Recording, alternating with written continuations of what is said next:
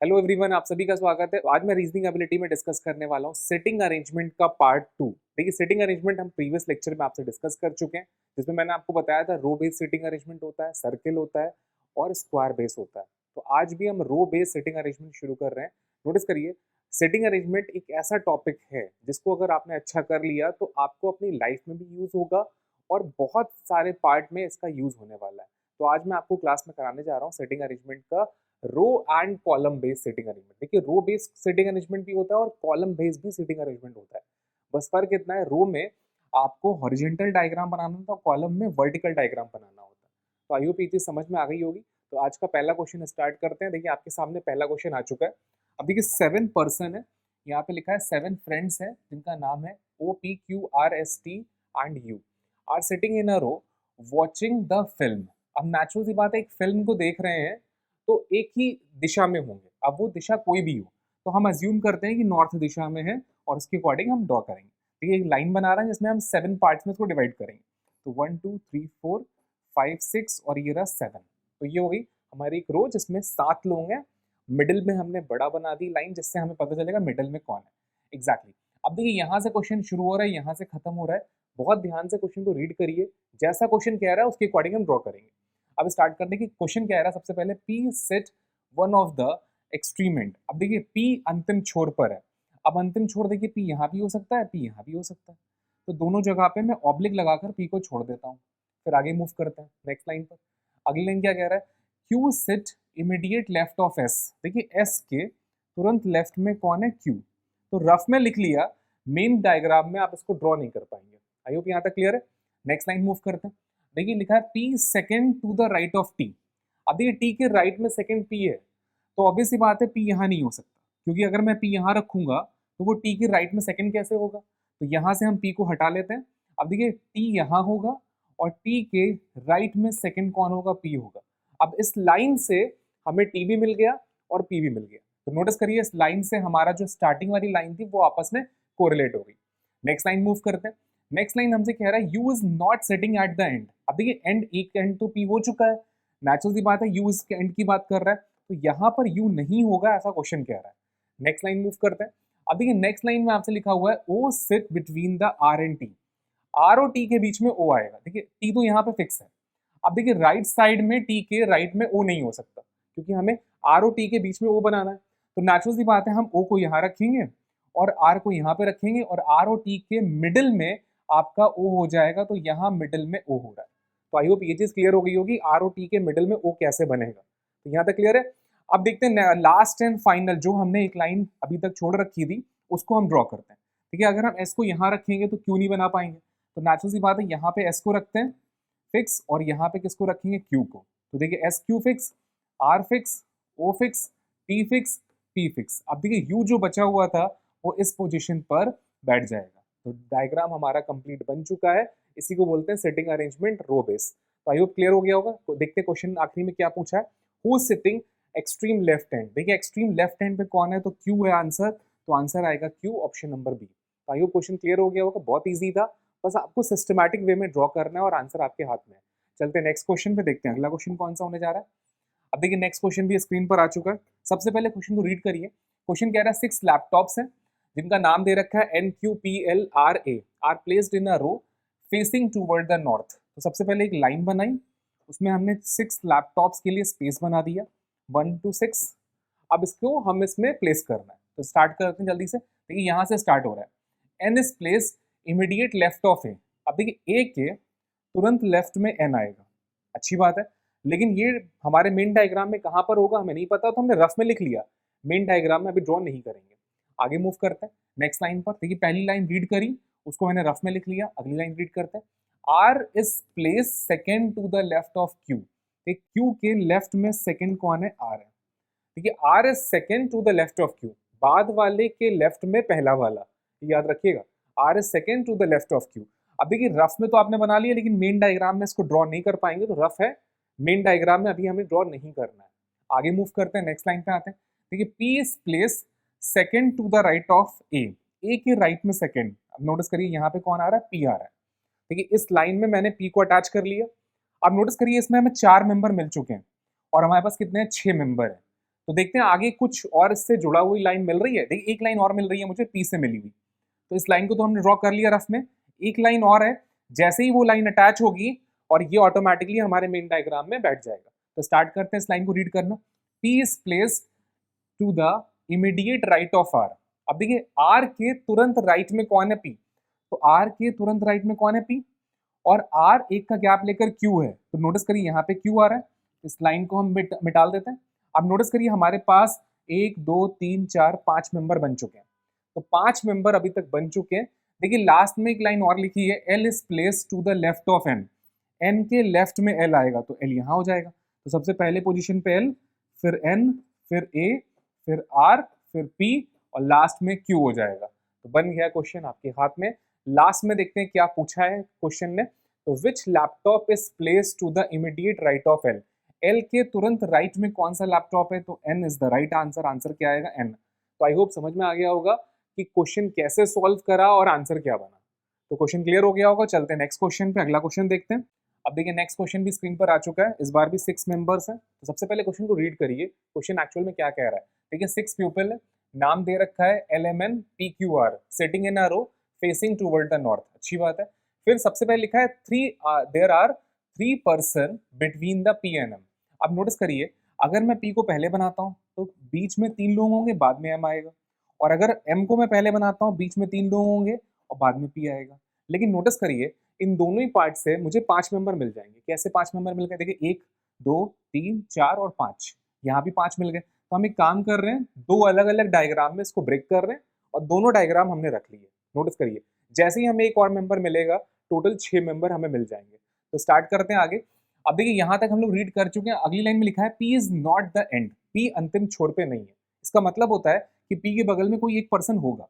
अब नोटिस करिए यहाँ पे हमारे पास 1 2 3 4 5 6 और टोटल 6 ही मेंबर्स थे। तो नोटिस करिए 6 मिल चुके हैं, और पी अगर अंतिम छोर पे नहीं है इसका मतलब पी के बगल में कोई एक और होगा। तो दोनों डायग्राम में हमें आप देख सकते हैं कि एम अंतिम छोर पर आ रहा है और पी सेकंड लास्ट पर आ रहा है। चलिए आई होप ये चीज क्लियर हो गई है। तो चलते हैं नेक्स्ट पार्ट पे। अब देखिए पी इज एंड वाली लाइन हमने रीड कर ली, नेक्स्ट लाइन पढ़ते हैं।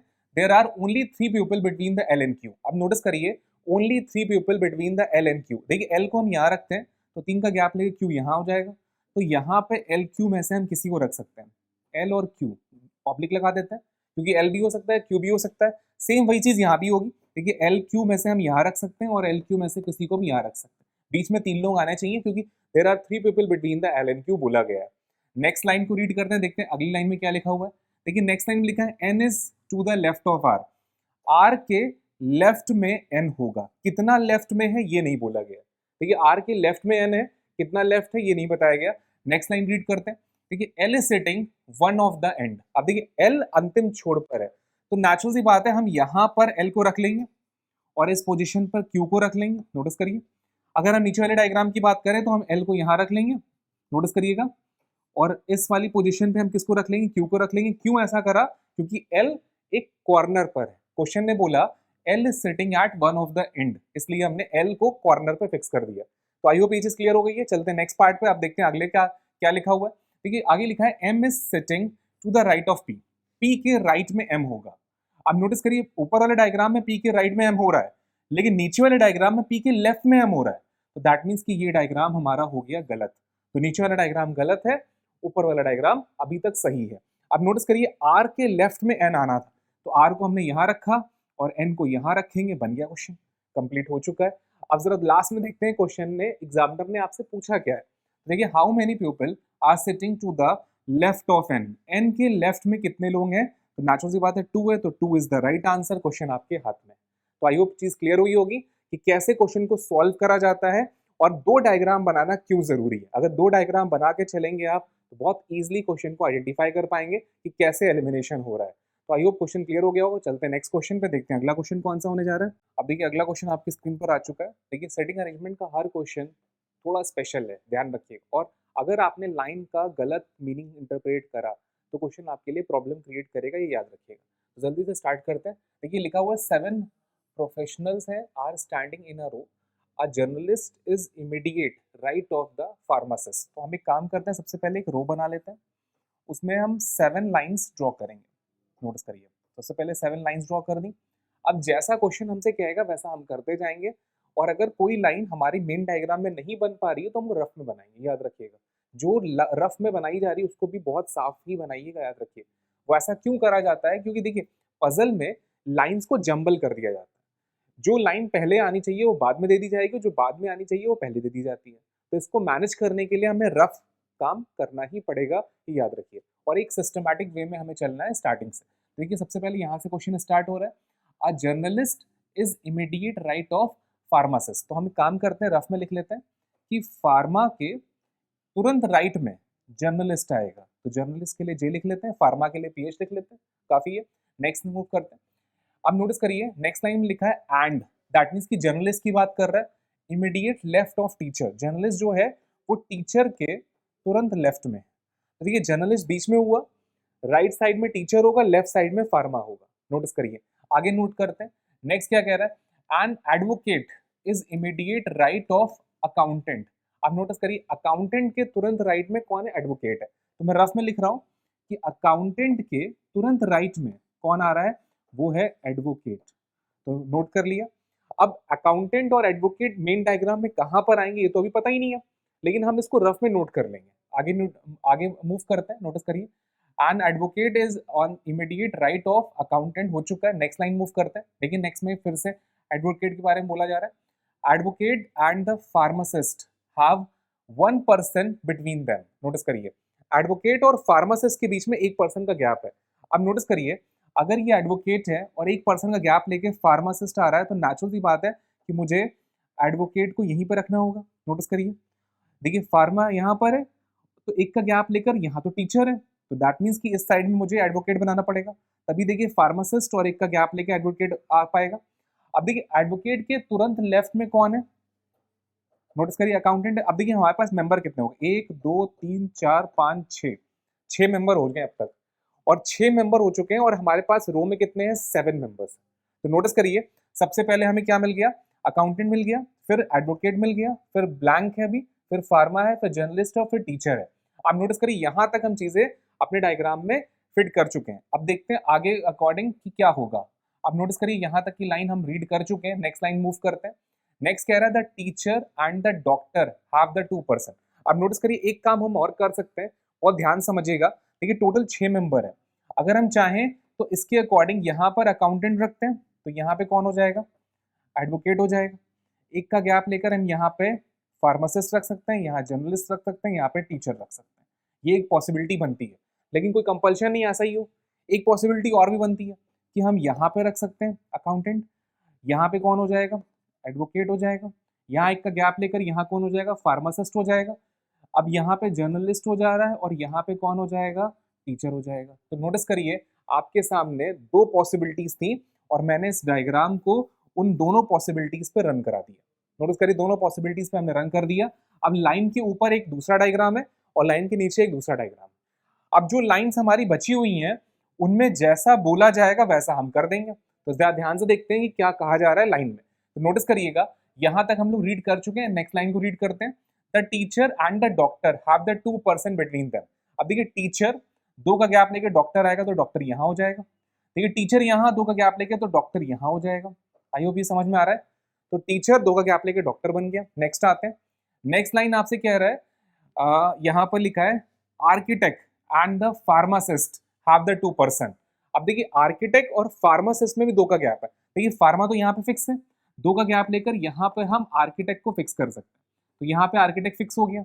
अब नीचे वाले डायग्राम में अगर आप ध्यान से देखिए तो देखिए फार्मासिस्ट यहाँ पे फिक्स है, 2 का गैप किसी भी साइड पर आप आर्किटेक्ट को नहीं बना पाएंगे। अगर आप नोटिस करिए इधर की साइड पर आएंगे तो यहाँ तो अकाउंटेंट बैठा है और उधर की टाइप पे कोई है ही नहीं, बीच में गैप हो नहीं सकता 2 का। तो नोटिस करिए नीचे वाला डायग्राम हमारा हो जाएगा गलत और ऊपर वाला डायग्राम कंफर्म हो जाएगा। तो यहाँ पे कौन आया, accountant, next advocate, next doctor, next pharmacist. Notice करिए ये क्या था, फार्मासिस्ट, नेक्स्ट है जर्नलिस्ट और फिर कौन है, टीचर और लास्ट वन है आर्किटेक्ट। तो आई होप ये चीज क्लियर हो गई होगी कि कैसे हमने डायग्राम को ड्रॉ करा, सब कंप्लीट हो चुके हैं। अब जरा देखते हैं क्वेश्चन ने आपसे पूछा क्या है। देखिए क्वेश्चन ने आपसे पूछा है who is immediate, who is then middle. Middle में कौन आ रहा है, तो मिडिल में आपका फार्मासिस्ट आ रहा है। तो नेचुरल सी बात है C is the right answer, answer बन चुका है सी होगा। तो आई होप ये चीज समझ में आई होगी। चलते हैं नेक्स्ट क्वेश्चन पे, देखते हैं अगला क्वेश्चन कौन सा होने जा रहा है। अब देखिए अगला क्वेश्चन भी स्क्रीन पर आ चुका है, बहुत ध्यान से रीड करिएगा। देखिए यहाँ पे कुछ नाम दे रखे हैं, नवीन, सपना, अलका, जेनी, मेघन, फरहाद एंड भावना। तो 7 नाम है जो सिनेमा हॉल में गए हैं मूवी देखने के लिए और सब के सब ईस्ट में फेस कर रखा है। आप नोटिस करिए, नॉर्मली हम सब जानते हैं ईस्ट हमारा इधर होता है, आइयो पता है, लेकिन हम क्वेश्चन में डायग्राम को ईस्ट में ना बदल कर हम अपनी डायरेक्शन को ऊपर ईस्ट इधर मान लेते हैं। बिल्कुल कर सकते हैं। देखिए अगर ईस्ट इधर है तो ऑब्वियस सी बात है नॉर्थ इधर हो जाएगा और वेस्ट आपका इधर हो जाएगा और साउथ आपका इधर हो जाएगा। तो हमें डायग्राम को सेम वैसे ही बनाना है, बस इतना काम करना है कि इस डायरेक्शन को, जिसको हम नॉर्थ मानते थे, इस बार हम ईस्ट मान के बनाएंगे। तो ये हमारा डायग्राम चार्ट बनेगा इस तरह से। तो स्टार्ट करते हैं। ऊपर वाली डायरेक्शन कौन सी होगी, मतलब इन सब का जो फेस होगा वो ईस्ट डायरेक्शन में होगा, ये हमने अज्यूम कर रखा है इस चार्ट के अकॉर्डिंग। अब जरा वन बाय वन हम क्वेश्चन सॉल्व करते हैं। देखिए सबसे पहले लिखा है Sapna is extreme end and her immediate neighbour is मेघन। नोटिस करिए, अब देखिए सपना यहाँ पे आ सकती है, सपना यहाँ भी आ सकती है। नोटिस करिए, तो हम यहाँ पे लिख लेते हैं एस, और अगर यहाँ पे सपना है तो मेघन इनके बगल में हो जाएंगे, सपना यहाँ पे तो मेघन यहाँ पर हो जाएंगे। लेकिन कौन सा सही है अभी ये नहीं पता हमें। नोटिस करिएगा, आगे मूव करते हैं। पहली लाइन तो हम लोगों ने रीड कर ली, फिर लिखा है Jenny is the right of मेघन। अब नोटिस करिए, मेघन के राइट में जेनी है, तो ये वाले पार्ट में मेघन को हम यहाँ नहीं बना सकते, क्योंकि मेघन को यहाँ बनाएंगे तो राइट में जेनी का कोई स्पेस ही नहीं है, तो यहाँ से हम मेघन को खत्म। अब नोटिस करिएगा कि सपना यहीं पर फिट हो गई, कंफर्म, मेघन यहाँ पर है। अब मेघन के राइट में जेनी है। नोटिस करिए, अब मेघन के राइट में किस पोजीशन में, यहाँ भी जेनी हो सकती है, यहाँ भी हो सकती है। ये नहीं लिखा है कि मेघन के तुरंत राइट में जेनी है। नोटिस करिए, देखिए लाइन बहुत इंपॉर्टेंट है, Jenny is the right of मेघन बोला है, ये नहीं बोला है Jenny is the immediate right of मेघन। तो नोटिस करिए, हमने रफ में लिख लिया मेघन के राइट में जेनी आएंगी, बना लिया। अब कितना राइट में है ये बात मेंशन नहीं है, तो इस लाइन को हम रफ में लिखकर मेन डायग्राम में ड्रॉ नहीं करेंगे, याद रखिएगा। नेक्स्ट लाइन मूव करते हैं। अभी लिखा है भावना हैज मेघन and Farhad on each side. देखिए उसमें कह रहा है भावना के एक साइड में मेघन होगा और एक साइड में फरहाद होगा, तो हम यहाँ पे भावना को सब बना लेते हैं, जिसमें एक साइड में मेघन हो जाएगा और एक साइड कौन हो जाएगा, फरहाद हो जाएंगे। आई होप ये चीज क्लियर हुई। अब नोटिस करिए नेक्स्ट लाइन पर आते हैं। नेक्स्ट लाइन क्या कह रहा है, बहुत ध्यान से पढ़ते हैं। देखिए Alka is immediate right of jenny, who लगा रखा है, ये जेनी की बात कर रहा है। Jenny is sitting third from the south. अब नोटिस करिएगा, अगर हम ईस्ट फेस में हैं, ये सब ईस्ट में है, तो साउथ का मतलब क्या हुआ, दैट मीन्स कि इस साइड से 1 2 3 यहाँ पर जेनी आएंगी कंफर्म। नोटिस करिएगा, जैसे फॉर एग्जाम्पल अगर हम डायग्राम यू बनाते, नोटिस करिए ईस्ट फेस रखते, तो उस समय ईस्ट अगर इधर होता, ध्यान समझिएगा, तो ये साउथ होता, ये नॉर्थ होता। तो अगर साउथ से थर्ड बोला है, दैट मीन्स कि नीचे से थर्ड नंबर पर आना है मुझे, और नीचे से थर्ड मतलब राइट साइड से थर्ड नंबर पे जेनी को बनाना है। तो नोटिस करिए यहाँ पे लिखा हुआ था jenny who is sitting third from the south, तो जेनी को मैंने साउथ में बना लिया। अब देखिए जेनी के तुरंत राइट में कौन है, अलका, तो अलका यहाँ पर हो जाएंगी, बन गया। अब देखिए आपका मेघन के राइट में जेनी था, देखिए मेघन भी बन गया, जेनी भी बन गया, और सारा पार्ट बन चुका है। एक पर्सन बचा हुआ है, जो पर्सन बचा हुआ है उसको हम यहाँ पर ड्रॉ कर देंगे। तो नोटिस करिए नवीन बचे हुए हैं, तो नवीन यहाँ पे बैठ जाएंगे, दैट्स व्हाई। तो कंप्लीट डायग्राम बन चुका है। अब जरा देखते हैं क्वेश्चन हमसे पूछा गया। देखिए क्वेश्चन ने पूछा है Jenny is sitting immediate between which of the following pair of person. तो नोटिस करिए जेनी किन दो लोगों के बीच में है, तो नोटिस करिए जेनी फरहाद और अलका के बीच में जेनी है। तो आई होप ये समझ में आया होगा कि आंसर कैसे बना और क्या था एक्चुअल में। अब नोटिस करिएगा हमने सबके नाम के पहले अक्षर लिखे हैं, ऐसा क्यों करा, क्योंकि देखिए कोई भी नाम, जैसे एस है तो एस 2 बार नहीं है, एम है तो एम 2 बार नहीं है। तो नोटिस करिए आपका सिर्फ एक लेटर लिखकर भी आप डायग्राम ड्रॉ कर सकते हैं, जिससे आप अपनी स्पीड बढ़ा लेंगे।